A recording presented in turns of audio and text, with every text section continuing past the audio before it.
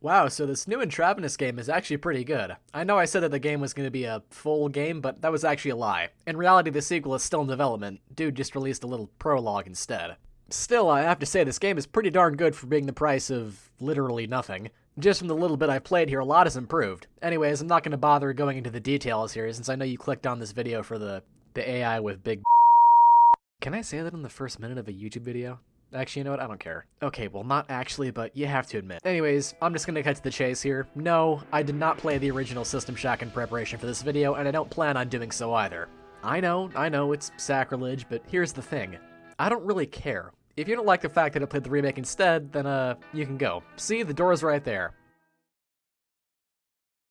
Okay, now that they're all gone, I can actually explain myself. You see, as much as I'd like to do a video on the original game, as it is a pretty dang good game for, well, something that looks like this, I still felt like there needed to be more light on the remake. And yes, I know I've been kind of skipping past all of the important setup stuff in this video, and, you know, let's just start over from the top. The original System Shock was released in 1994 and looks like this. Again, I must stress this is not my gameplay, because while yes, the game itself was an absolutely groundbreaking game for the time, with it being an incredibly complex, again only for the time, action, adventure, sci-fi immersive sim, the game received glowing reviews from critics, but understandably it wasn't exactly a top seller. You see, a normal kid in 94 can probably play like Doom 2, or any other game really, easily enough at least, but this game, no, this game was different. With how complex and genuinely confusing some of the game mechanics in this game could be, a small child could conceivably get lost in all the keybinds and the mechanics and the HUD elements. It just wouldn't have been a smooth time. I mean, there is a reason why game developers started to dumb down all of their games. It's children, as it always seems to be for some reason. Still, the game and its sequel ascended into cult status, and 3 decades on, the game finally started to receive the credit it rightfully deserved. Probably helped by the fact that its developer, Looking Glass Studios, made a bunch of damn good games. Just a couple of smaller titles. You know, like Thief 2, which is damn near just non-stop stealth game Kino from start to finish. Oh, and the guy who produced it also produced Deus Ex. You know, the other super influential immersive sim that's really good and you all should go and play right now. What I'm trying to get at here is that Looking Glass Studios had boundless talent in terms of game development, which is the reason that they've ascended to this sort of Christ figure status in gaming. In their short existence, they made some of the most influential games of their generation, and probably for generations to come. I mean, Looking Glass only had around 16 games to their name, and really only 4 of them are worth bringing up nowadays. But man, if those 4 games aren't worth bringing up, then I don't know what to tell you, because they are some of the best of the best. Regardless, when Looking Glass collapsed under the weight of their massive gaming brain in 2000, its critically acclaimed IPs were scattered. Thief landed in the hands of Ion Storm, who proceeded to make 1 game out of it before they subsequently collapsed. Man, you know what, I think I'm beginning to see a pattern here, but I'm not quite sure. System Shock, on the other hand, kind of fell off. Sure, it got one hell of a sequel in '99, but it never ended up having a 3rd game like Thief did. Oh, and yeah, I know Thief technically got a 4th game, but we don't talk about that one. That one's just, yeah, it fucking sucks. However, in 2012, Night Dive Studios managed to acquire the rights to create a digitally distributable version of System Shock 2. And that deal would eventually turn into them having the rights for the entire series as a whole. The first thing they did with this license was to develop and release an updated version of the first game on Steam and GOG for modern systems. Then, shortly after that, they announced that they would be partaking in remaking the entirety of the first System Shock, making it play like a game instead of whatever that operating system shenanigans they had going on back in '94. And that game is the game we'll be playing tonight, ladies and gentlemen. While it was initially announced as early as 2015, the game would suffer a myriad of unseen development issues that left the game to sit through nearly 7 years of development hell. But then, the game finally released last year on the 30th of May to a warm reception. Anyways, I think I've rambled on for long enough about this goddamn game. Let's just play the darn thing already. Before we even start the game, we're already throwing a bit of that juicy classic 90s player freedom. Right off the bat, you're given the option to tweak just about every element of the game's difficulty. Well, not all of them, but the big building blocks that you might actually want to change. You can change the combat, the puzzles, cyberspace, which will be important later, and interestingly, the mission difficulty. Some of these are pretty self-explanatory, like the combat difficulty. The higher it is, the more the bad man hits you for. Simple as that. The mission parameter one, though, is interesting for a couple of reasons. Unlike in other games where you might just have more objectives to complete, the game caps your overall playthrough at 10 hours. If you fail to complete the game in 10 hours, you fail. Simple as that. Since this was my first full playthrough, I decided to leave everything in the default settings. This turned out to be a smart decision because the game did start to kick my ass later on, but we'll get there when we get there. Anyways, let's just get into this mess already. When we're dropped into the game, we take the control of an unnamed hacker living in New Atlanta. And like any other fictional city with the new prefix in front of it, the place is a shithole.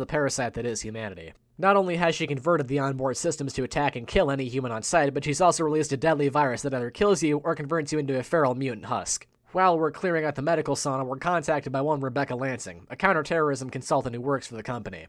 She informs the hacker that everyone on the station is either dead or going to die, and that 𝘱𝘢𝘬𝘬𝘬 has modified the station's mining laser, why a research base has a mining laser is beyond me, and she plans on firing it at Earth. Considering the fact that the station is currently orbiting Saturn, I'm not exactly sure what 𝘱𝘢𝘬𝘬𝘬 is expecting to hit with this thing. Still, Rebecca tells us to seek out Nathan Darcy, here on the medical level, as if he is still alive, he might be able to help us bring this whole thing under control. Anyways, after we take care of the servobots in the sauna, we can take a quick rest in the healing bed, which brings us all the way back to full health, for free, forever, basically. That sounds kind of busted, but there's only 3 of these in the entire game, which does help to balance things out.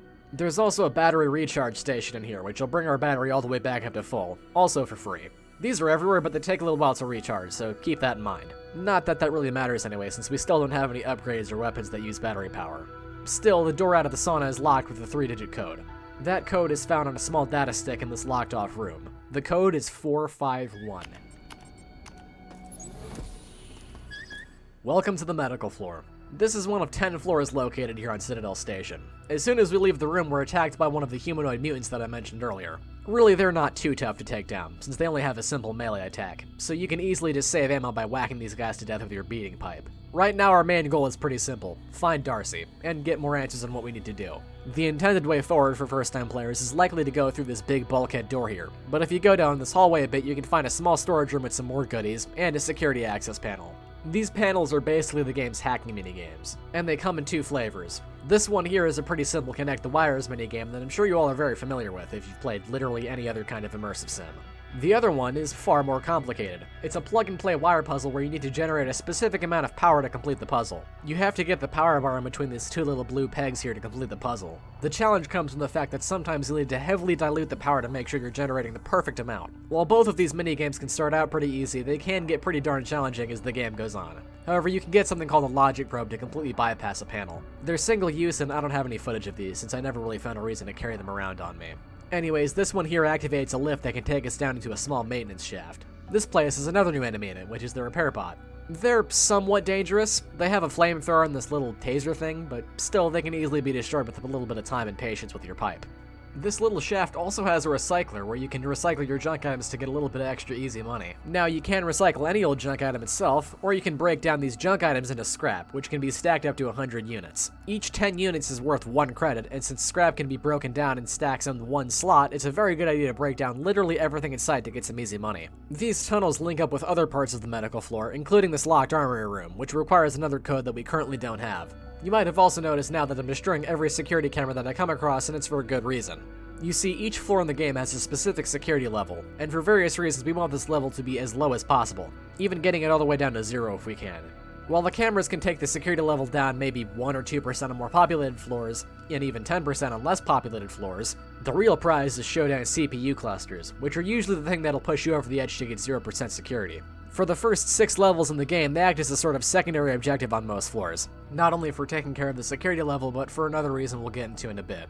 If you do manage to bring down the security level all the way down to 0, then you won't have to worry about 𝘱𝘢𝘬𝘬𝘬 spawning in any more Ragoons, which is always a nice plus.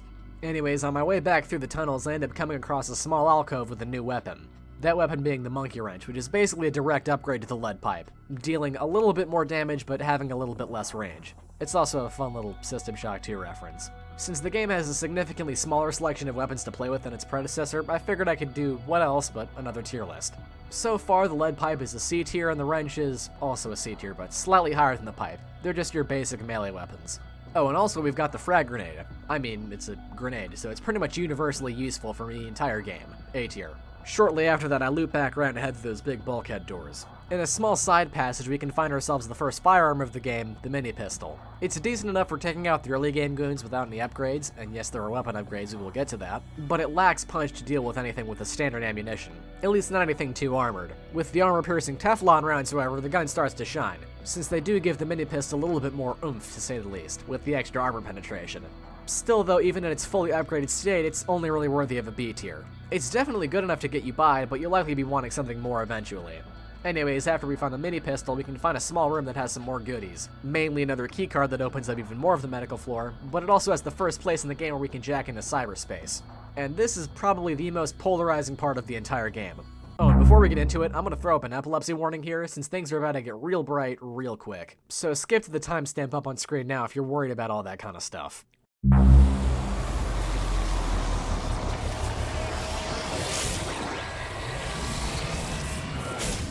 Welcome to cyberspace. As you can see, it's wildly different from the base game, being set in this epileptic nightmare of a 90s interpretation of the web. Now, if you've played the old Descent games, then this minigame might feel a little familiar. You have the full 6 degrees of movement, which can be extremely disorienting, even after a nearly 12-hour playthrough. I still just never really got used to this at times. In the first jack, yes, I did pause for your laughter, we can get some pretty basic combat equipment. The most notable of which is the Pulsar combat module, which is really your only way to deal damage in cyberspace for the entire game. You also get the decoy, which is self-explanatory, and the recall, which will bring you out of cyberspace from wherever you are in the level. While fun at first, these little sections can become very stale very quickly, since you only get a few attacks and the game only ever makes you face the same 2 or 3 enemies for most of the game.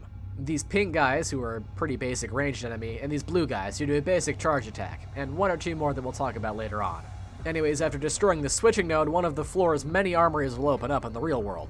And once we jack out, yes, I did pause for your laughter again, I know who I'm dealing with here, we can find the mag pulse in that armory, which is our early game bazooka for dealing with cybernetic enemies. It's a sort of electromagnetic pump-action grenade launcher. You can fire it with either a single shot, or you can pump the gun twice to make it deal a little bit more damage, but use an extra round. Ammo for it is kind of rare early on, although there are 2 storage closets in this armory where you can buy some more ammo for it, for the price of way too much goddamn money. I mean, each of these only give you 10 shots and they're 20 bucks each, which is just fucking highway robbery. Overall, it's decently effective early on, but once you start to find more ammo for it, you'll likely have already dropped it for more useful options. Still, high B tier. Anyways, with some more firepower to our name, we can start to branch out into the more dangerous areas of the medical floor. One thing that I will say right now, before we get too far into the game here, is that this game looks pretty damn good. It's not perfect by any means, but I do like the kind of pixely, low-poly aesthetic that the game goes for sometimes. The lack of any real iron sights on the guns, though, does bother me. You can still do a little neck zoom thing like you could do in the earlier Counter-Strike games, though. While the guns do have pretty much pixel-perfect accuracy when hip firing, it's still nice to have. After some more exploring, I can find this larger hallway room that has a vending machine that sells us dermal patches. These patches come in many flavors, but they're still the big 3 that we're going to be dealing with for most of the game. There's the basic healing patch that heals you over time for a short period, nothing too crazy there. There's also a stamina up patch, which gives you infinite stamina for a short period of time, but once the patch dries up, you'll lose out on all of your stamina for a short period of time. And finally, we have the Berserk patch, which gives you increased melee damage but will apparently cause some form of psychosis after it runs out. That does sound pretty scary, but all it means is that you'll see specters of the old game sprite-based enemies, which is actually a pretty fun nod. Occasionally they even startled me, which is pretty funny. These 3 patches are the most common ones across the entire game, but there are several more specialized ones, which I'll talk about more when they start to show up. By this point, I've also picked up an EMP grenade. Instead of acting like a robot-specific explosive that just kills any cyborg in its blast radius, any cyborg-type enemy caught in its blast will be temporarily deactivated, allowing you to swoop in and get an easy kill. Now, on paper, this seems reasonably useful, but one might think that a standard frag grenade would be more effective in taking out most enemies, but that's where you'd be wrong. In most games, robots and cyborgs are pretty rare, meaning that EMP grenades are highly situational. Usually organic enemies outnumber cybernetics 3 to 1. But here that ratio is flipped. The amount of organic enemies tapers off pretty hard by the mid-game, and the amount of cyborgs picks up tenfold. So the roles are pretty much reversed, with the EMP grenades being far more useful than the frags. This puts the EMP grenades high up into A tier, making them the highest thing on the list so far. Before we move on from our little grenade talk here, there's one more type of grenade that you'll get across the entire game. That being the gas grenade, which is basically a reverse EMP grenade. Instead of being useful against robots, it's useful against organics. For reasons I've already listed, these are pretty much worthless, D tier. Anyways, while we're exploring, we can find ourselves in this rather large reading room, which has another new weapon in it. Yes, I know, I've been basically talking about new weapon after new weapon after new weapon, but I promise we'll get to something more interesting later on, just trust me. This new weapon is probably the best one that we've gotten our hands on so far, though, the Spark Beam. Ah yes, Spark Beam, my beloved. This thing is easily one of the most useful weapons in the entire game. On paper, it's just a simple electron beam pistol, but it can be so much more. By default, the gun only fires a pretty weak beam, which is only really good for taking care of cameras.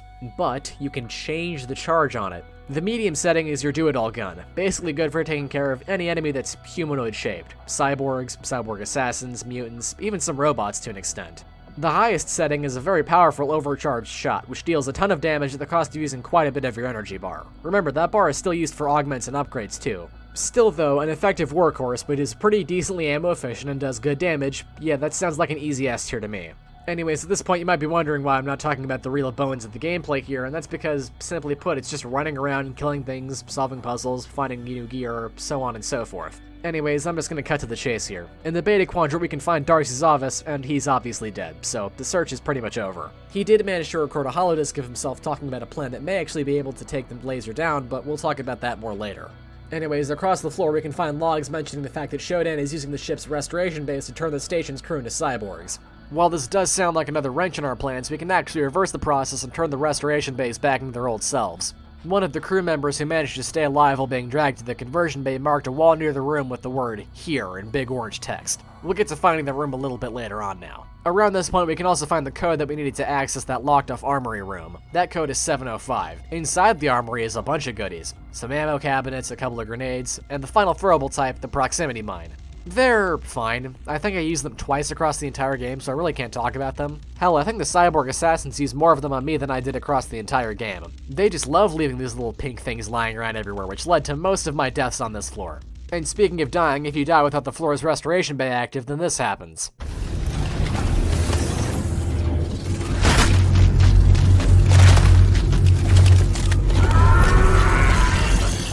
Fucking mortifying. I think it's actually scarier in the original game, considering the whole early 90s CG thing that's going on there, where you can't really tell what's happening, but you can really tell what's happening.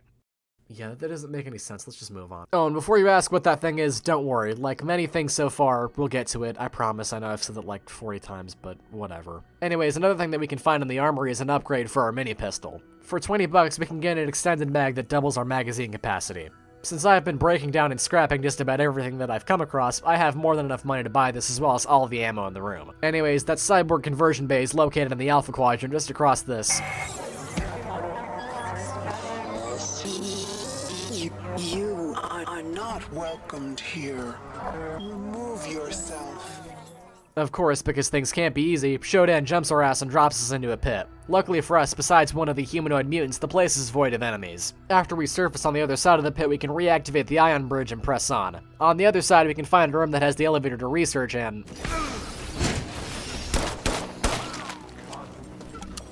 As I was saying, we can find the elevator down to research, but it's been locked off by 𝘱𝘢𝘕. We'll have to bring the security level on this floor down to 0 so we can use it. Once we double back into the Alpha Quadrant, we can find the cyborg conversion bay and deactivate it, which allows us to avoid the horrifying fate we saw earlier. In the same room, we come across the cargo lift, which is something that I believe is new to the remake. It's basically a dumbwaiter that can move between every floor on Citadel Station. It's only got 16 slots, but it's still handy enough.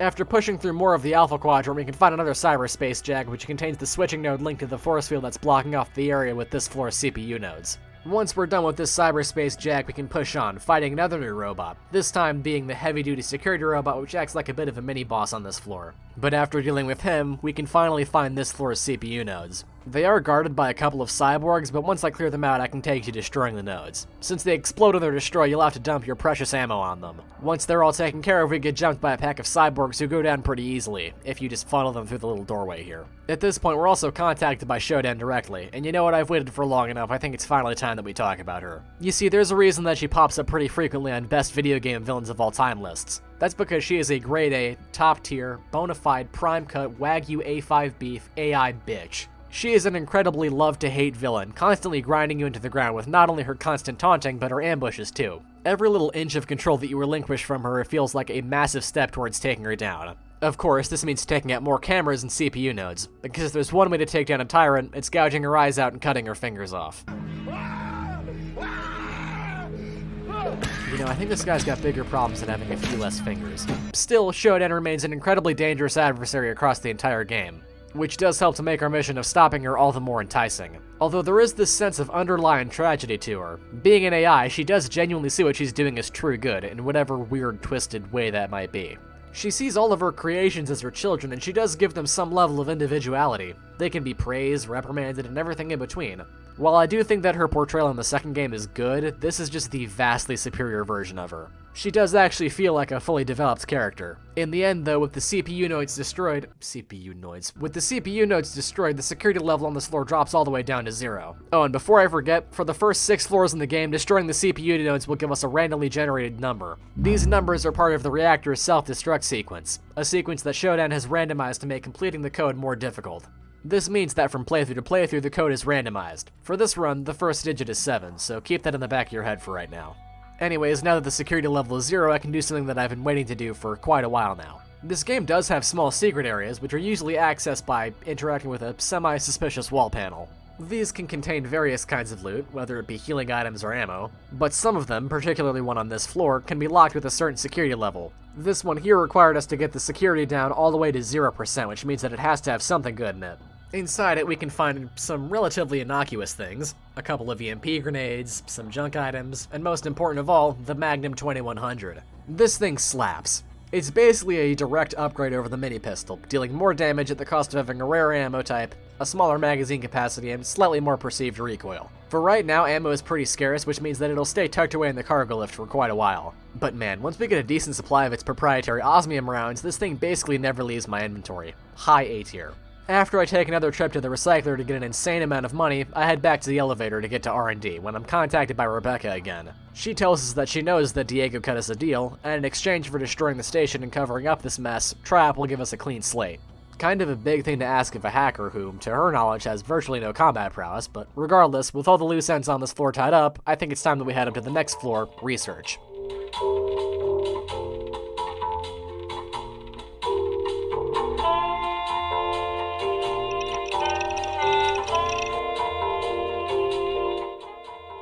So here we are, Research. The floor starts off by throwing 4 or 5 mutants at us in a tiny-ass room. Really though, they're only a short frag grenade away from being dead. Once they die, we can head outside where one of the video screens is immediately commandeered by 𝘠𝘢𝘢𝘠𝑒𝑔𝑜, who is now a cohort of 𝘱𝘢𝘕. I would tell you what he said, but really, honest to God, I couldn't care less. I was busy running off to go and hack some other maintenance shaft thing. This floor's objective is mainly just to get to the other end so you can ride the elevator up to the next floor. The CPU nodes still exist as a secondary objective. You'll probably end up running into them on your way to the elevator up to the next floor anyway, so it's a good idea to destroy them now. This is by far the shortest floor to complete on a first-time playthrough, or at least it was that way for me. Still, the floor does have some goodies worth grabbing, which we will get to eventually. There are also plenty of props to scrap, and I did spend most of my playthrough early on here just scrapping just about everything I came across. I don't even find the recycler until a little while into this recording, so I'm stuck with like 4 or 5 inventory slots clogged up with scrap. Anyways, after some crawling around in the vents that we opened up earlier, we can find ourselves a new weapon. The good old-fashioned pump-action shotgun. This thing is actually pretty damn good. I don't use it all that much, as its armor penetration is kind of mediocre, which for reasons I've already explained is kind of a detriment to any weapon in this game. It can chamber the kind of standard-ish 𝘓𝘢𝘓 rounds or more specialized Dragon's Breath rounds, the latter of which I have literally zero footage of me using. They don't penetrate as much armor as the 𝘓𝘓𝘓s do, so using them on anything but mutants is a bit of a waste. Anyways, despite the pretty much worthless Dragon's Breath rounds, this gun is still very good. High B tier. At this point, the 𝘱𝘢𝘗's arsenal of not the 𝘱𝘢𝘗, what the fuck am I saying? At this point, 𝘱𝘢𝘗's arsenal of goons has grown considerably from where it was in medical. Since I failed to introduce them in a non-forced way, I figured I should do so now. You've got the hoppers, who are these robotic bastards who jump around and shoot lasers at you. They can also suck up quite a bit of damage. They're who I'm usually saving my mag pulse ammo for. Then we've got the maintenance bots, who are a bit of a joke. They go down with like 2 or 3 blasts from the spark beam on the medium setting. I'm just using the spark beam as a metric though, considering the fact that it's probably what you're going to be using for your general purpose weapon for most of the game, really. There's also a more dangerous kind of humanoid cyborg that wields a magnum. They're pretty rare right now, but they do show up from time to time later on. Just like on medical, we're just kind of going through the motions, finding key cards, turning on power, and finding new augmentations like the target identifier. In exchange for a little energy, it'll display the vital signs of any enemy in the game. Sadly, like a lot of the upgrades in this game, I basically never used it. You see, the reason that upgrades like this would have been useful in the original is because of the fact that taming the controls were no easy feat. Being able to use something like the sense-around module to have a rear-view mirror would have been a godsend back when mouse look was considered a novelty. Nowadays, I don't even know if I pick up the sense-around module. Not like it would have mattered anyway, since there's pretty much no reason to use it. While all of the other ones still maintain some kind of use, you can mitigate the need to use them by just getting good. With a little bit of practice, there are very few instances where after combat I thought, man, I should have used this upgrade here, or something along those lines. Since the game is just so much easier now, at least on the normal skills. There are still a couple of them that are worth using from time to time, but you're really better off saving your energy for the energy weapons, which are much more useful in combat. Anyways, where were we? Oh yeah, I remember. In the same room where we find the target identifier, we can find a keycard locked door which has another cyberspace jack in it. This cyberspace section has a couple things worth mentioning, like the introduction of the ice drill. Oh, I see what you did there. It's mainly used for destroying the ice that forms on enemies, which will act as a nearly impenetrable armor for them unless you destroy it. I think it also deals damage to them, but it's just easier to kill them with your pulsar module. Secondly, the switching note here will give us the code for deactivating the laser safety. Remember this, it'll come up eventually, because I don't ended up writing this code down. And yes, that does mean that I have to come back for it later. After we're back out into the real world, we can see an audio log that mentions that someone could expend the charge in the laser to safely deactivate it, but without knowing where it's pointed, there's a risk of possibly hitting Earth and, you know, killing a bunch of people. Anyways, that idea doesn't really work out right now, but store it in the back of your brain pan because it will come in handy later. Just don't make the mistake that I did and fire the laser without any instruction, because that will have a bad outcome. Anyways, after another small bout of confusion-induced meandering, we can come across the CPU room, and after destroying the last node, we can mark down the second number, which is 3. 𝘱𝘢𝘗 sends the usual fare away, who I swiftly take down by deactivating all of them with an EMP grenade. Anyways, with this floor being clear, we have a couple options. We can either head down 2 floors to the reactor, where we can hopefully deactivate the station's shields for reasons we'll discuss in a bit, or we can head up to maintenance, where we can access the elevators to the flight deck, storage, and the executive quarters. And figuring that exploring the station was more of a priority at this point, I headed up to floor 3, maintenance. Maintenance and whatever. Right off the bat, the maintenance floor seems off-putting. The only thing you're greeted by off the elevator from research is a pair of security cameras. To our left, we can find the repair bay, which has a locked door that requires the floor's security level to be all the way down at 45%. Keep that in the back of your brain pan too, because I definitely didn't until I had to come back down here like 4 hours later. We won't be getting to this percentage for quite a while, as most of the floor's cameras are locked behind these maintenance doors. You see, unless the station's interface to modulators, yeah, I know, stupid name, right? Unless one of them is malfunctioning, these doors will remain locked. Since we won't need to fuck with those for the better part of 4 or 5 hours, like I mentioned earlier, these doors are going to stay locked for a very long time. Also in the repair bay, we can find the ship's diagnostic log, which we'll be needing much later on from now, around the time that we use the other stuff on this floor. Anyways, most of this floor being locked off from us is currently the last of our worries at the moment, since the real problem here are these guys. These new mutants are incredibly dangerous. They can go invisible and inflict you with some kind of biological contaminant which can deal a ton of damage over time. Since detox patches are still rare at this point, it's best to keep your distance from them. Oh, right, detox patches are basically this game's right away. Except if you use one, you literally can't use any other patches. The detox patch clears out your entire system, including any other effects that you might want to have active at that time. So if you use this, then say goodbye to that berserk patch. While I did say that the best course of action here is to keep the floaters at your distance, that's only really half true. You see, while this floor really doesn't serve a purpose right now, it does have one thing that is absolutely essential. Tucked away in one of the far corners of the maintenance shaft's many small access shafts and passages is the laser rapier. And this thing is just fucking stupid. Say goodbye to the wrench and frankly a lot of other weapons, because this thing is just nuts. It deals an insane amount of damage, swings much faster, works much better against cybernetics and robots. It is the quintessential weapon for the entire game. Sure, it does use a little energy with every swing, but with how common recharge stations are, that's really not a huge problem. As you can imagine, once this thing enters my inventory, it never leaves. Easy S tier, top of the list without a doubt. Anyways, apart from grabbing the laser rapier and doing a little bit of clearing out now, there really isn't a whole lot to do on this floor. We can find a room that has a bunch of spare interface demodulator chips, which will be important eventually. Anyways, this floor does still act like more of a crossroads to the other floors than it does anything else at the moment. So with our new toy, I think it's time we double back and head down to the reactor to sort out that shield situation. This is by far the most important floor in the game that we've visited so far. Not only is this where we'll be activating the shields for our current mission, but it's where we're also going to be inputting the self-destruct code, which we still have yet to finish. Anyways, I suppose now is finally the time to tell you why I needed to activate the shields in the first place, though. You see, somewhere on one of the previous floors, I don't remember where, we can find a log that mentions the fact that we can completely destroy the mining laser if we fire it into the shields. These radiation shields, however, require us to input a sample of the 𝘮𝑥22 isotope, which we don't have. It's located back on research in a heavily irradiated room. Apparently, all of the biosuits have been misplaced by other staff members. Not like they would help anyways. Level 1 biosuits are only really helpful against minor biohazards, if such things even exist. For right now though, since I just got down here, I figured I'd do a little exploring first. This floor's medical wing has a special radiation decontamination machine, which I've never used, but it's a nice little inclusion. But right beside it is a room that's blocked off by a laser grid. The access panel next to it took me about 8 light years to crack, but once I did crack it, we can find both the restoration bay as well as another surgery machine, which is very nice. Also in this room is this floor's cargo lift, which is pretty handy. Anyways, you know the drill by now. Explore, kill shit, find logs and gear, and most importantly, spend 7.5 hours on this one goddamn puzzle.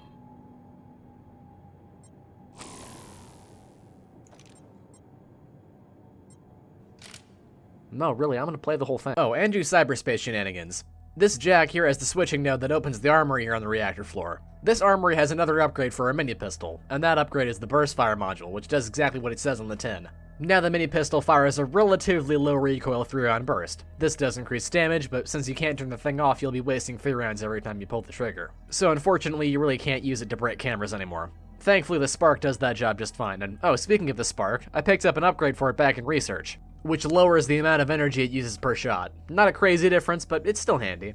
Anyways, what was I talking about? If you need any proof that the laser rapier is the GOAT, then here's your proof.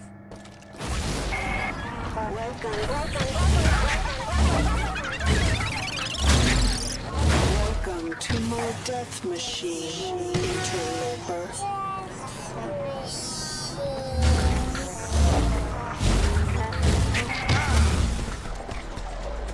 Absolutely fucking filthy. I can't believe they gave this thing to you so early. Not to say that I'm really complaining, though. Anyways, this room leads to the reactor properly, where we can activate the radiation shields and disable the safety override for the mining laser. Both the code for the safety override and the isotope we need are back up on research, and after some quick cleaning up on the reactor, I double back to research to grab both of those things. The first thing I grab is the isotope, since it's right next to the elevator. For reasons that I've already discussed, we currently don't have the means to be fully immune to the radiation present in the storage room. Thankfully, the largest dose of rads that you can get is only 30 rads, so a detox patch will take care of it just fine. But after that, I did a bit of a tiny, gigantic oopsie. You see, I'm playing on the highest visual settings, both for your own viewing pleasure and just to see how well it would run. The game did run just fine, only stuttering in elevators when loading in new areas, but the MP4 files for my playthrough were enormous. At the time of writing this video, I had a whopping 131 gigs of System Shock footage on my computer. But with a little bit of foresight on my part, I figured I'd just pause the recording to save a little bit of storage space whenever I backtrack. This did work well, but sometimes I'd forget to unpause the recording and I'd lose some footage. So whenever I went back to grab the code, I didn't press the play button again, so the footage just picks back up with me in the reactor. Luckily for me, I did realize that before I had to circle back to the research floor, so I did actually have footage of me heading back up to press the big red button.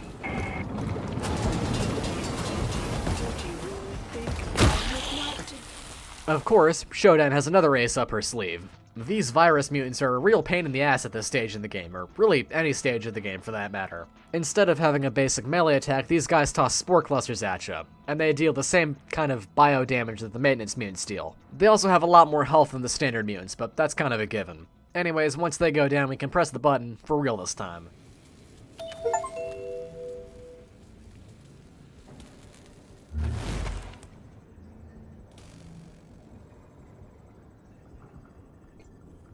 Oh yeah, that's not good.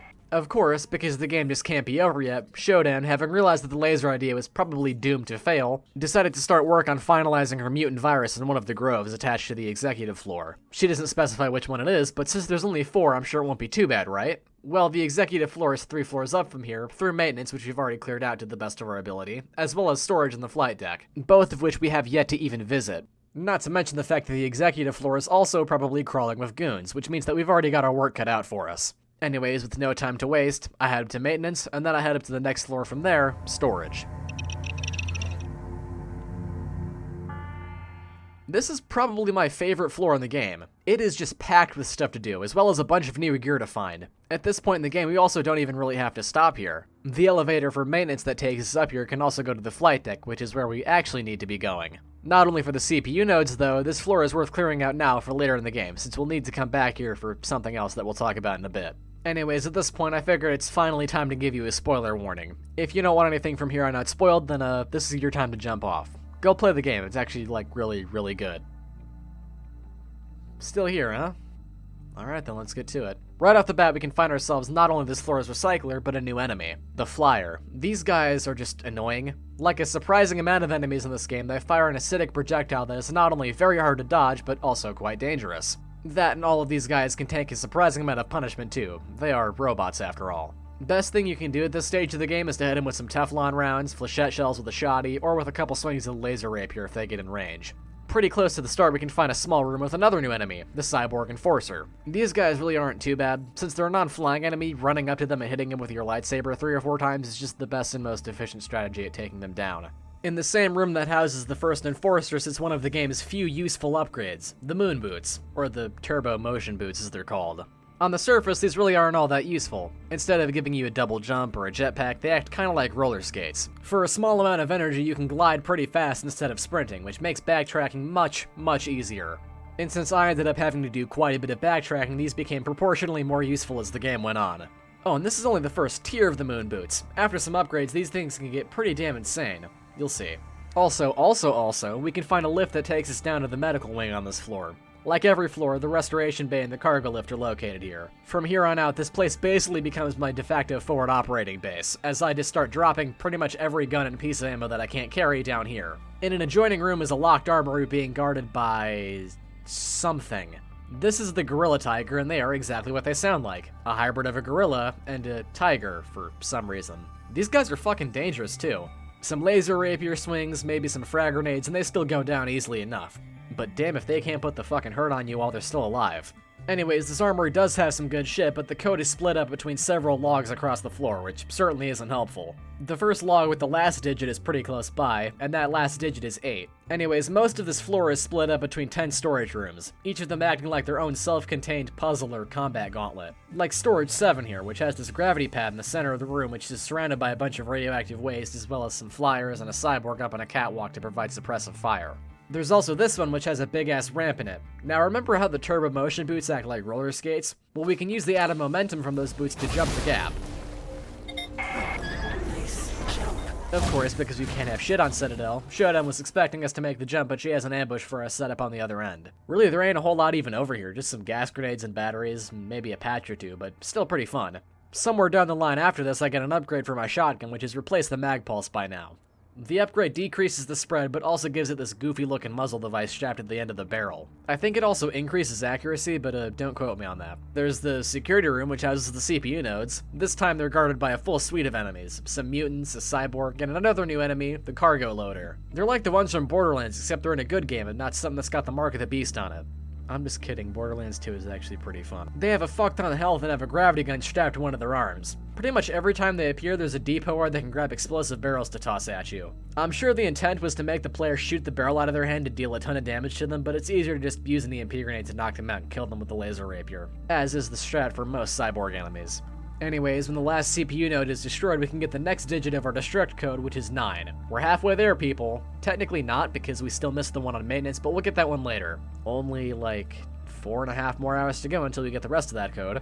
After that, we can head into another storage room which has another puzzle in it. This time it's a gravity pad puzzle that's actually pretty fun. Kind of confusing, but still fun.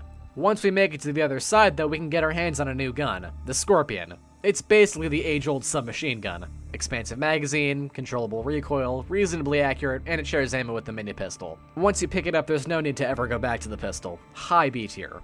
Anyways, somewhere in between getting the first log for the storage door in Storage 9 and the rest of the level, I pick up a log that has the first digit of the code, which is also 8. At this point, it's just some guesswork and...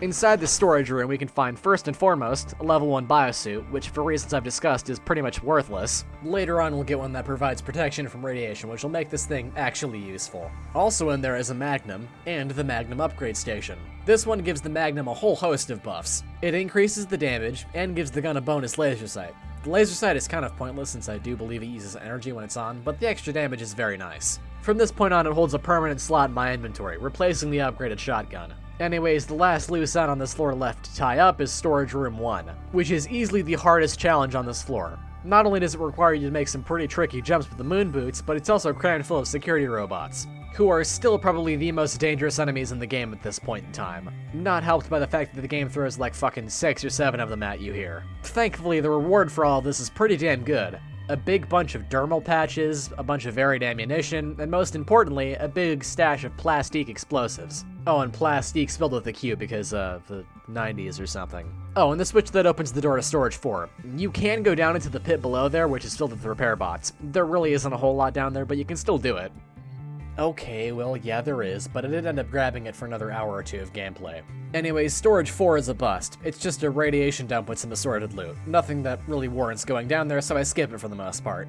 Anyways, with all of the necessary things on this floor taken care of, I say it's time that we head up to floor 5, the flight deck.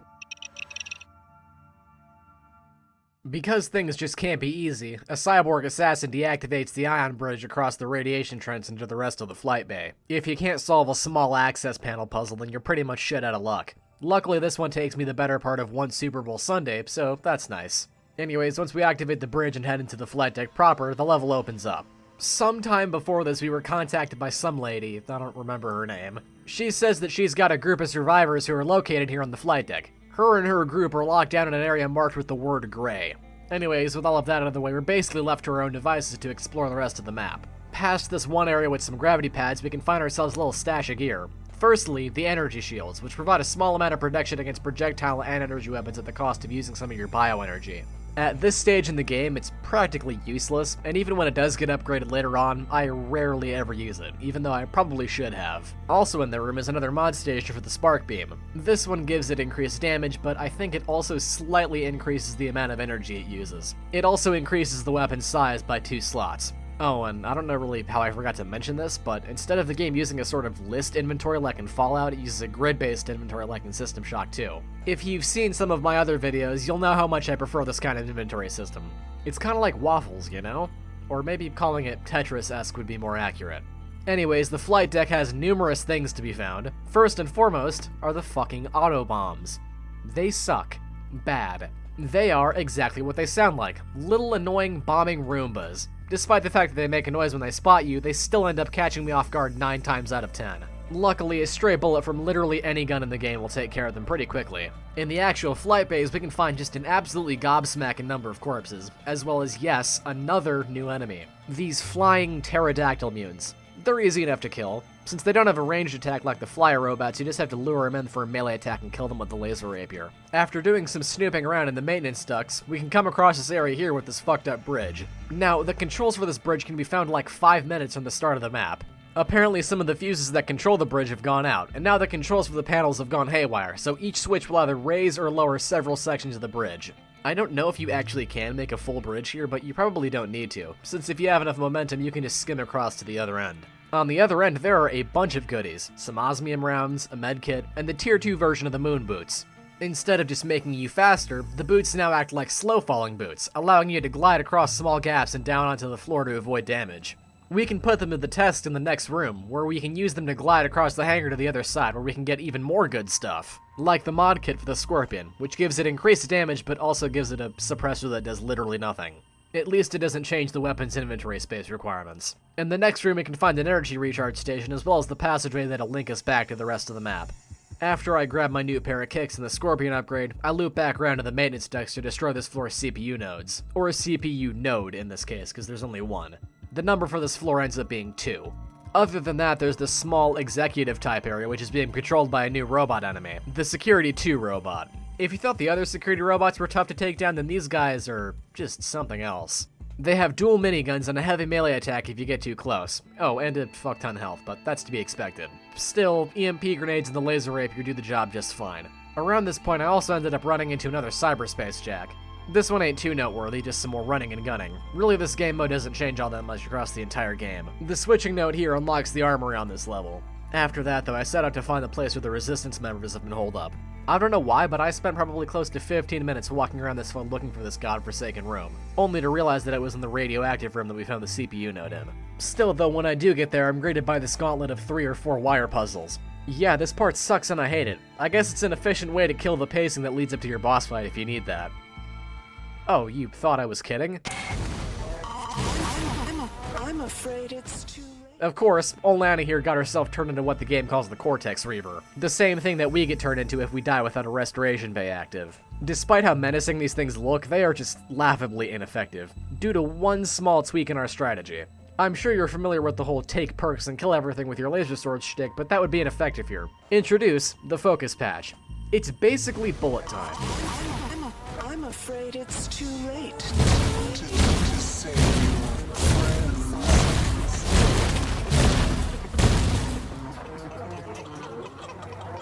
We can pilfer an audio log off the Reaver's corpse, which is from Anna again. She says that even if we take care of the mutant virus in the groves, 𝘱𝘢𝘕, in her infinite wisdom, has another entire deck of aces up her sleeve. She plans on uploading her consciousness to the internet back on Earth. How she plans on doing that is currently a mystery to us, but don't worry, we will have to take care of that eventually. Anyways, after the Cortex Reaver boss fight... God, I can't even say that with a straight face, I mean, just come on. We can find a small room with some goodies. First and foremost, the Mark III assault rifle. This thing is pretty darn good. Not incredible, mind you, but still very nice. Later on, when I get a decent supply of its currently scarce magnesium-tipped ammo, it'll replace my Scorpion. Unlike that Scorpion, it's a burst-fire weapon, so ammo conservation is a little tricky. But with a little practice, decent aim, and a good supply of ammo, this thing can be a force to be reckoned with. I'm thinking of a light A tier on this one. Also in that room is a mod kit for a gun that I haven't even seen yet. We'll get to it. But with no other loose ends to tie up on this floor, it's time that we head up to floor 6, Executive. Okay, well, technically I lied. Instead of heading right off to the executive floor, I head back down to the medical wing on the storage floor, where I dump some more crap off, including the assault rifle that I have limited ammo for at this point in time. But after I'm done dumping my garbage, then, and only then, do I head up to the executive floor. Right out of the elevator, we're contacted by 𝘱𝘢𝘤𝘬𝘬𝘕. He says his usual stick that all the Resistance members should surrender and stuff, and frankly, I don't know who he's talking to, considering the fact that I think all of the Resistance members are dead at this point. Regardless, the executive floor itself acts like more of a hub to the groves, and systems engineering. Now, the first thing on the chopping block here is to clear out all the groves, to find out which one is housing 𝘱𝘢𝘕's mutant virus. Easier said than done, considering the fact that the executive floor is heavily fortified, with many cyborgs and robots packed around the joint. Not to mention the fact that the groves themselves are also packed full of mutants. Thankfully, our job is a little easier, due to the fact that the Gamma Grove has already been jettisoned. Anyways, the first thing we'll hit on this floor is the cyberspace terminal. Yeah, I know I've been calling them jacks, primarily as a nod to crappy 90s movies, but also due to the fact that, you know, it's kind of funny. But I just now found out on the wiki that they're actually called terminals. I'm still gonna call them jacks because it's funny. Anyway, this one almost right off the bat gives you a new tool, the Turbo Boost, which is basically the equivalent of sprinting in the real world. Very, very helpful, although I wish you could have just had it from the very start. This is the first time I even got close to dying in cyberspace, since the game throws you into a tiny-ass tube filled with these little naval mine bastards. This is also one of the few times that the game places multiple switching nodes in one cyberspace level. This first one opens up 𝘮𝘠𝘰𝘬𝘬𝘬's personal storage closet, which we won't be finding for probably another hour or two of real life time, maybe even longer. The second one unlocks the transports to the Beta Grove. Considering the fact that this is the only one of the 3 groves to be locked, it's safe to assume that this is where the virus is being cultivated. Anyways, once we exit cyberspace, we're back on the clock. Shortly thereafter, I pick up the final version of the target identifier upgrade. Something that I have, for reasons I've already mentioned, literally never used before this point, even though I probably should have. I mean, in its final form, this thing not only has the ability to show us the enemy's vitals, but also give us their weak points, and has the ability to scramble the target's systems to further weaken them in combat. The only reason I didn't start using it all the time is because the fact that you needed to actually press a button to lock onto an enemy, and, you know, I didn't have the foresight to do that. By the time that I could have locked onto an enemy, they were usually already dead. It's a nifty idea, and I'll probably be using it in future playthroughs, though. Anyways, not too long after that, I ended up stumbling my way into the tube transport that takes me to the Delta Grove. Like I alluded to earlier, both this one and the Alpha Grove are fine. It's the Beta Grove that'll prove to be a challenge. The Delta Grove houses a new kind of mutant, because we just needed more mutant enemies. These guys look more planty, and they hide in the bush to ambush you. Very Fallout New Vegas spore creature-esque. They're really not a huge problem to deal with, so I'll just be moving on. The Delta Grove also has this weird chess puzzle in it. I tried to solve it, but since this was the first time I've ever played chess in my entire life, I ended up ending the game on a draw on my first attempt and getting checkmated in 4 moves on my next run, so I just decided to leave it be. You do get an achievement for solving it, but I didn't feel like teaching myself how to play chess just for this dumb fucking YouTube video. Anyways, other than that, the Delta Grove is practically a dead end. Well, I shouldn't say that. In reality, we did need to go in there, for one key reason. You see, Shodan altered the sequence for jettisoning the groves. Instead of just having to go into the respective grove and switch off the safety override, you have to enter every single one of them to switch off all of the safety overrides. There's a couple more steps, but we'll get to those when we actually have to deal with them. For right now, though, I decided to head back down to storage so I could A, recycle close to $100 worth of scrap, and B, to offload a bunch of stuff that I've picked up across my travels. At this point, the pile of stuff lying on the floor in the medical suite was beginning to grow at an alarming rate. At this point, I still didn't have to sort it, but don't worry, that would come later. Anyways, to the Alpha Grove. Okay, here we go. This one has much more worth talking about when compared to the Delta Grove. First and foremost, meet the ion rifle. What is, on the surface, just a different looking spark beam, is actually far better. I mean, it's basically just a straight upgrade. It does more damage, is more accurate, but uses more energy than the spark. We can get an upgrade to decrease the amount of energy it uses, but still, if I can only have one weapon across the entire game, it would probably be the laser rapier, but this would still be a close second. Easy, easy S tier. Anyways, shoot your way through, flip off the safety interlock, and now it's time to head on back. Are we gonna do that again? God, I hope not. Anyways, at this point I decided to go out exploring, and of course, I found a new gun, and oh boy, this one's a doozy. The railgun. It is every bit as powerful as you'd hope it would be. One very accurate, powerful shot that can down just about any enemy in the game in one hit. Ammo is consistently scarce for the entire game, but even then, once you get a decent supply of its ammo, it becomes the definitive get-off-me gun. Highly effective with a little bit of practice, but due to its rare ammo and low capacity, I'm gonna have to knock it down from an S tier to a very high A tier. Anyways, at this point, I was just unbelievably lost. I knew that there had to be just some tiny little hallway that I was missing on my first run through everything. Because not only was the security level still incredibly high, but I still had yet to find the Beta Grove's entrance. Eventually though, after nearly 10 minutes of running around the level 40 times, I managed to find my way there. Turns out that the Beta Grove happened to be the most secluded one of the 4, being attached to the Triumph Executive's private quarters. Speaking of these quarters, there is a surprisingly good spread of loot there. They have a nice library, a giant game room, a full bar, a bunch of little suites that have ammo and healing items in them. You can even find another laser rapier, it's neat. Once I was done pilfering the executive quarters, I set out on a different mission. You see, earlier on, back in storage, you can find a unique weapon tucked away in an out-of-the-way location. I only realized that I'd missed it because I got bored and decided to take a look at the wiki. In storage room 1, the one that had the cache of plastique, we can find a little alcove that has a grenade launcher in it. Sadly, it's not great. It basically acts like kind of a catapult, using your standard grenades as ammo. The grenades fired from this thing explode on impact. rather than having a 3-second timer like they do normally. While that's all fine and dandy, the thing is made almost worthless simply due to the fact that you can still just throw the grenades instead. Not to mention the fact that it takes up another 8 inventory slots that could be used for another, way more useful weapon, like the railgun. So sadly, this one's going all the way down into D tier. It's a nifty idea, but it's almost completely worthless. Maybe the upgrade makes it better, I don't know, I never ended up going back to get it. Once I got back, I finally managed to make it to the 𝘮𝘰𝘬𝘬𝘕. The tram there warns us that the place is currently the residence of one biocontaminant mutant plague, and advises us to either turn back or have a biosuit handy. While we still only have the tier 1 biosuit, it provides just enough protection to make this doable. So in we go. The second we arrive, we're on the clock. The biosuit uses energy, and since there's only one recharge station on the entire map, it's going to be a huge deal. That recharge station is located near the end, presumably so that you can top up before circling back around to the exit. Since there's really no time to explore this place, and really there ain't a whole lot to find here anyways, I'm just going to jump to the end, where we can find the safety interlock switch. There, we can also find the mod kit station for the Mag Pulse, a gun that I have long since ditched. I don't know, maybe it's better with the upgrade, but I didn't go back to find out. Still, with the safety interlock down, we're now 3 for 3. Now we just need to get back, find the manual override in the beta quadrant, and hit the big red button. Okay, we're back at exec. To get to the manual override, we need to find a code to a special door in the beta game room. Due to an error in some system, the codes we need to open the door are located on screens near the elevator, randomly blinking in and out. There's 3 of them, but you only need 1. Once we're actually in that private room, which mind you has this weird trioptimum-shaped pool table with pool balls that all look the same, which in my opinion kind of defeats the purpose of playing pool if they're all the same ball, we can crawl through some maintenance ducts where we can eventually come out to this floor's CPU nodes. Since there's only 3 placed basically on top of each other, 1 grenade does the trick. Well, close enough at least. The number for this floor is 1. Now we're only 1 digit from having the full code. Once we crawl our way all the way back through the maintenance ducts, we can find ourselves back into familiar marbled floors of the rest of the level. Oh, and surprise, it's boss fight time again. On our way to Diego's office, we get jumped by the man himself. At this time, he really ain't shit. You can use the same strategies the Cortex Reaver from the flight deck. Hell, you don't even need a reflex booster this time. You can just bum rush him with a berserk stem. Unfortunately, he does not die at this time. He teleports away, defeated for now. Don't worry though, he will be back later. Several times, in fact. Once we head on through the arena to his office, we can find it's exceptionally lavish. He's got this big egg, which is funny. The thing is also worth like 20 bucks, it's pretty nice. As well as another mod kit for the Magnum in his secret armory that we opened up eons ago at this point.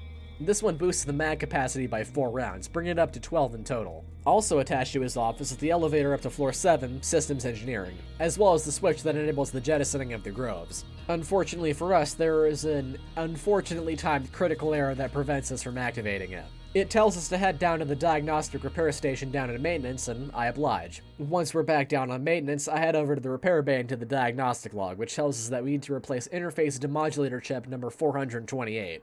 So I grab the chip, punch in the code, and the game opens up all of those doors that were locked prior to this. Behind those doors are the maintenance ducts, filled with security robots. Like, a lot of security robots. At this point, I really started to lean into using the assault rifle. Not just because of the fact that I finally started to find its ammo, but because I just needed a gun that had some more oomph to it.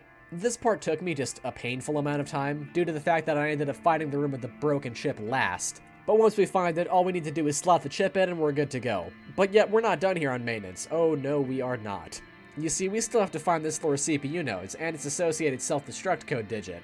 During this trip down here, I managed to weather the floor security down just below 74%. I mean, 45. What am I saying, 74%? Behind that door is a retinal scanner. To crack this retinal scanner, we'll need the supervisor's head, which I happened to pick up on my first visit down here, I just didn't mention it. Inside is a wide array of goodies for the taking. There's another secret door here, which has some grenades, a bunch of stuff that you can scrap. You can even get your hands on the Mark II biosuit, which does provide protection against radiation. That'll come in handy later.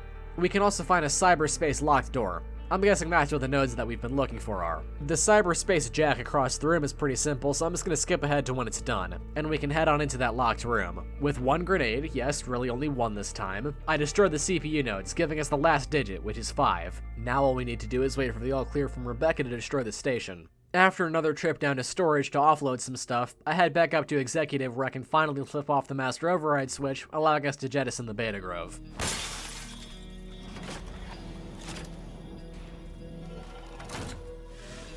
Grove jettisoned.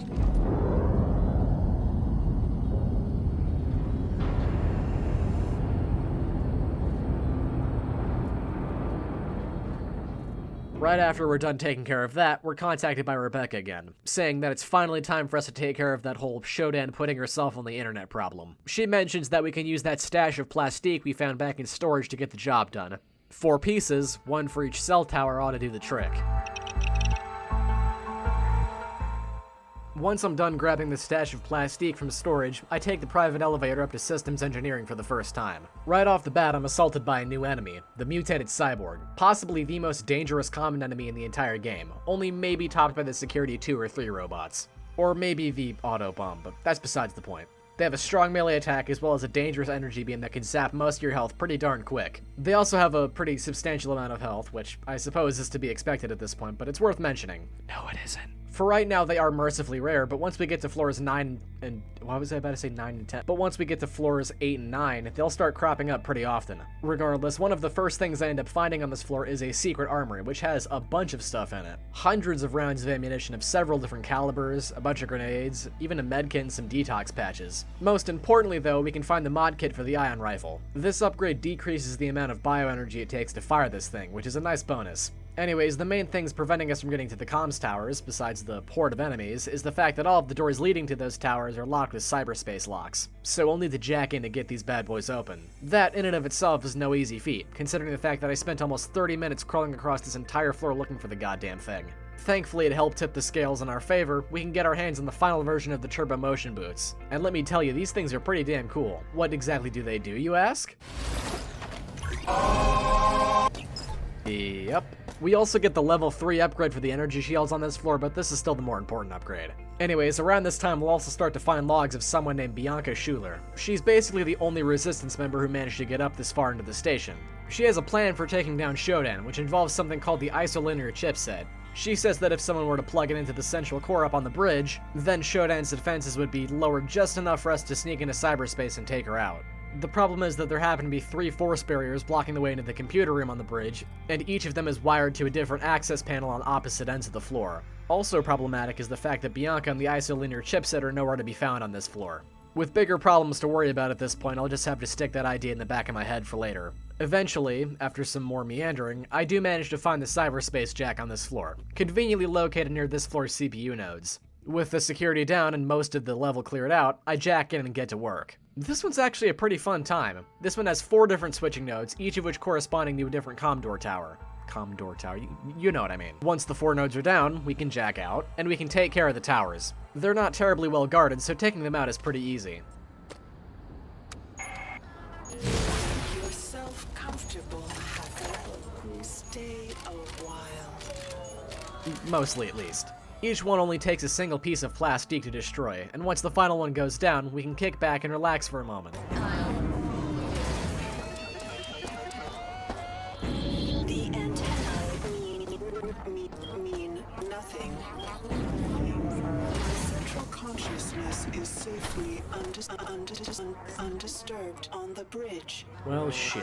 Shortly thereafter, Rebecca contacts us and tells us that the brass up top have concluded that the only way for us to contain this situation is to completely destroy Citadel Station. Well, you ain't gotta ask me twice. Rebecca tells us that we need the code that we've been collecting the numbers for the last 7 hours of gameplay, for reasons I've already explained now more times than I've seen the sun in the last 5 years. And no, that's not because I'm a basement dweller, it's because of the fact that the sky in Chicago is always fucking gray. Once we're back down on the reactor floor, Diego gets on the video screens to yell at us, which I promptly ignore in favor of heading down to the reactor itself. With the level 2 and virus suit, we can tank pretty much all of the radiation damage in there just fine. There's a couple of security bots up on the top balcony area, but it's no big deal. But with them cleared out, we can flip the switch to disable the force field into the reactor chamber itself, where we can find the keypad that lets us punch in the self-destruct code. With the code in, all we need to do is peel out. For the first time, 𝘱𝘢𝘕 sounds almost kinda sorta scared. Not really. She still says that she's gonna bring us down with the station, so at least she's feeling like her normal self, but I don't really care, we're getting out of here now. We have to huff it all the way back down to the flight deck where we can hop down into one of the hangars and... Diego's back again, and he's even more robotic than before. Luckily for us, the same strategy from the first fight works again, only this time I did actually have to use a focus patch. We don't get to kill him at this time either, though. And once he teleports away, we can head on down to the escape pod holding area, and once we're inside one, we can sit down and start the launch.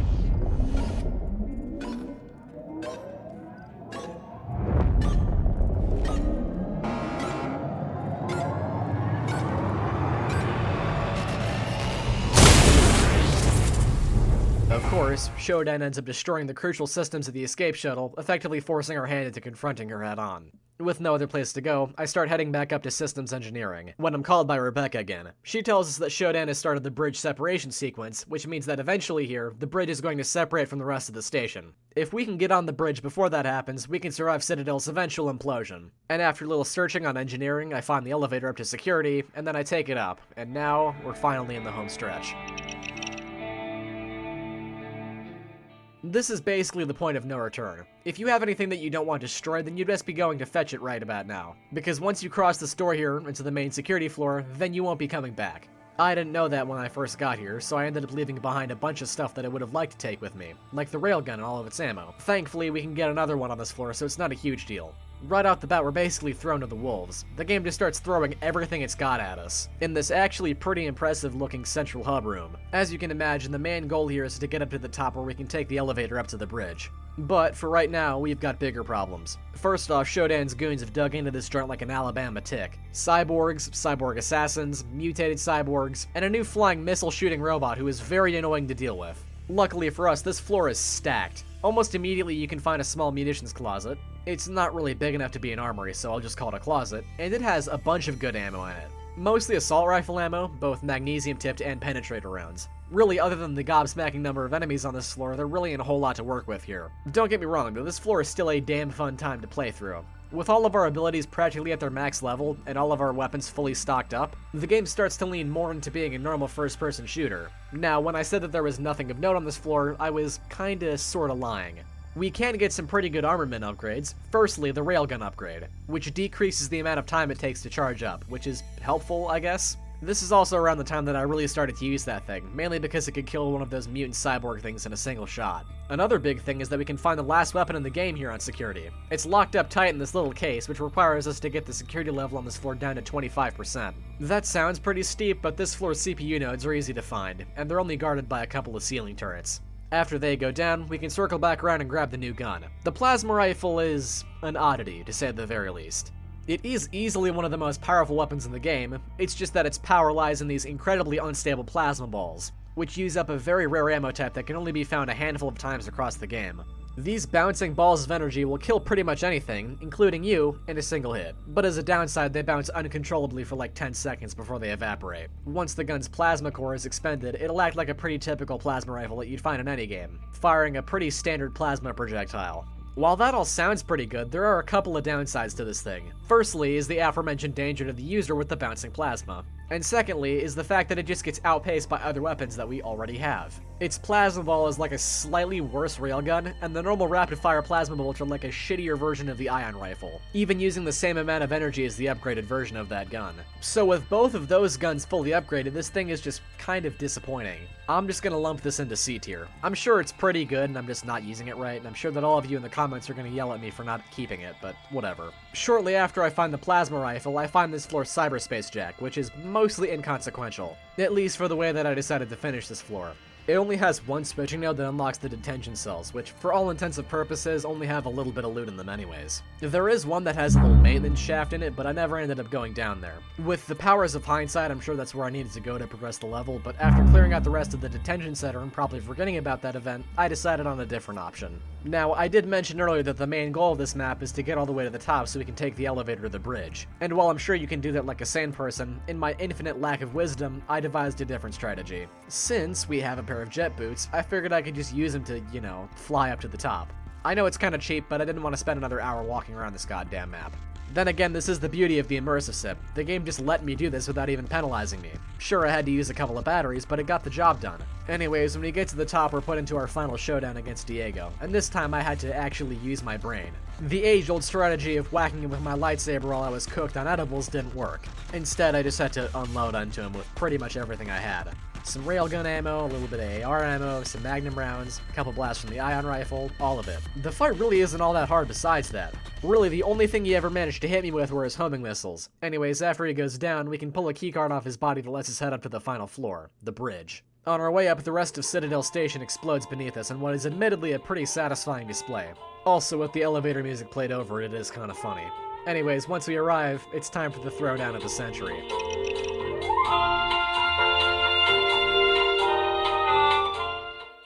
Well, this is a lot more mechanical looking than I was expecting.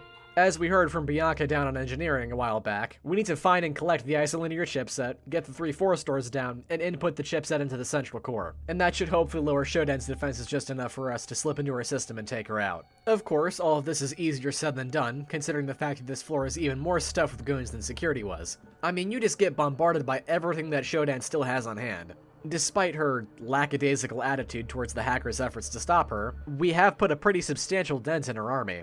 Anyways, one of the first things we find on this floor is the armory, which houses the mod kit station for the plasma rifle, which I obviously don't have anymore. But also a bunch of ammo, 4 medkits, some dermal patches, and some grenades too. It also has a little secret area that can only be accessed by flying up, with the Mark III turbo motion boots. That secret area has some railgun ammo in it, but also a 𝘮𝘰, who's Night Dive's mascot. Apparently there's one of these little guys on each floor, but this was the only one that I ended up finding.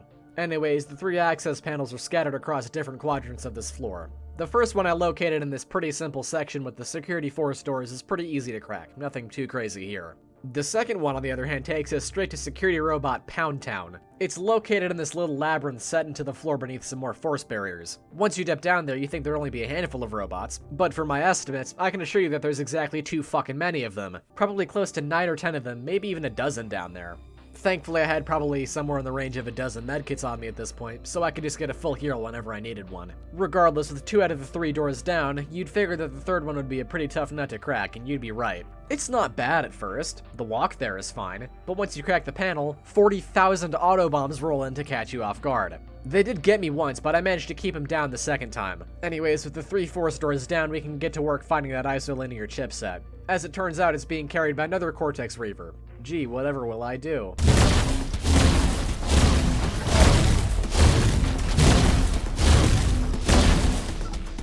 No chance. Once we have the chipset, all we need to do is find the computer room and plug the thing in. By this point, I had already explored the computer room, but I didn't realize it. Instead, I spent close to 15 minutes walking around the entire floor like 5 times looking everywhere, only to realize that the solution was, again, the only room I managed to miss. To be fair though, the socket in which we needed to plug the chipset into was facing away from the entrance, so I managed to walk into the room, loot the only corpse in that room, and then walk out without even realizing that the thing was in there. But once I managed to find my way back into the computer room and plug the chipset in, I could finally head into the central core room. The room itself isn't your typical boss fight chamber. Instead, we have to face off against waves of enemies while we wait for this computer thing to finish downloading something or charging up or whatever. I don't know what it's fucking doing, but we have to wait for it to get back into working order. This fight is a final send-off to all of the common enemies in the game. The cyborg assassins, warriors, and mutants, all of them. All of them back to play one more round of Whack-A-Hacker. Of course, they fail, but it's nice to see them try one more time. I'd be insulted if they didn't. The console shuts down a couple of times when we need to go around the arena and flip a couple switches to make it work again. Still though, once the console is done doing whatever it's doing, we can head into the back room where, again?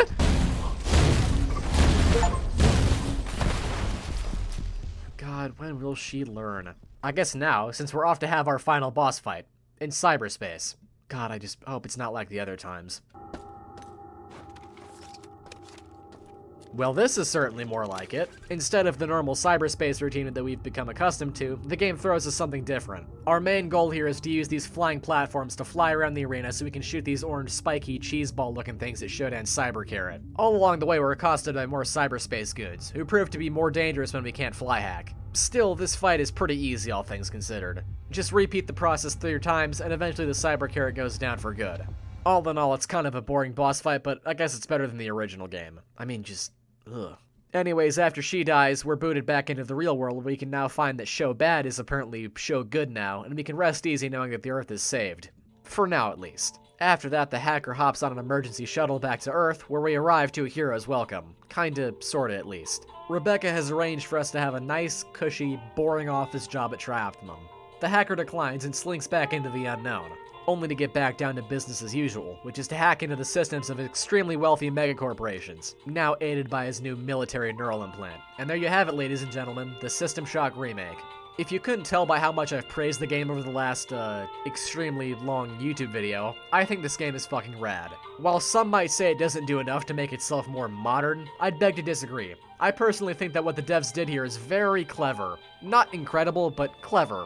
You see, what they're doing is they're drawing in all of the new ImSim players with the fancy graphics and stuff. Ooh, they're remaking System Shock 1? I like the second game, maybe I'll give this one a shot. Oh no! It's just a clever way for the devs to pawn off a 1994 game in the 2020s game skin. And frankly, I am all here for that. This game is fucking great. It's one of those rare instances where the remake of the game basically acts like a direct replacement to the original, mainly due to the fact that the two games are extremely similar in many ways. If you're interested, I'll link the game's GOG page down in the description below. It might be 4 times the price of the original game, but I'd highly recommend it. It's a great time. But anyways, if you've managed to stick around for this long, thanks for watching. It really does mean quite a bit to me. Anyways, I'll see y'all next time, whenever that might be. Hopefully not 3 months from now.